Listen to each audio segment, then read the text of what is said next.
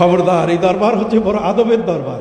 এমন একটা দরবার যেখানে আপনি শেখার জন্য এসেছেন, এখানে শিখাবার জন্য আসবেন না, এখানে কাউকে শিখাইতে আসবেন না। এই দরবারের পীরকে আপনি সবক দিতে আসবেন না, বরং পীরের কাছে সবক নিতে আসবেন।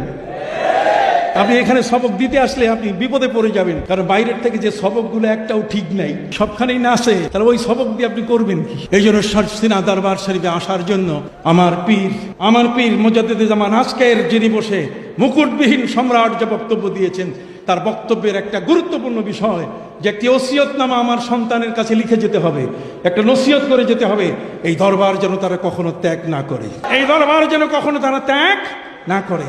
দুনিয়ায় যে কয়েকদিন আমি আছি, আপনি আছেন, আমাদের অবস্থানের মেয়াদ শেষ হয়ে যাবে, এরপরে আমাদের প্রজন্ম আসবে, তারা যেন এখানে আসে। এই জন্য আমি প্রতিটি মাহফিলে আবেদন করে থাকি, আপনি একা আসবেন না, আপনি আপনার প্রতিবেশী তাকে সাথে করে যেমন বাসে নিয়ে আসতেছেন, আপনার ছেলে বড় মেজো যে আছে তাকেও সাথে নিয়ে আসেন, আসুক না, এখানে বসুক, এখানে একটু গায়ে গড়িমড়ি দিয়ে এর ধুলাগুলো একটু গায়ে লাগুক। এখানে অসংখ্য অগণিত আল্লাহর ওলির চোখের পানি এই জমিনে ভেজা আছে, এটার হিসাব আমাদের কাছে নাই, কিন্তু এটার এমন স্পর্শ যে এখানে যখন কোনো ব্যক্তি অন্তত পক্ষে এই ধুলার সাথে তার দেহটা মিশে যায়, রাতের বেলা যখন শুয়ে পড়ে, তখন নিচ থেকে তার ভয়েস জারি হয়ে যায়, তার দেহের মধ্যে সেই আল্লাহর ওলিদের চোখের পানির একটা বিশাল পাওয়ার তার দেহের ভিতরে আকর্ষণ করা শুরু করে।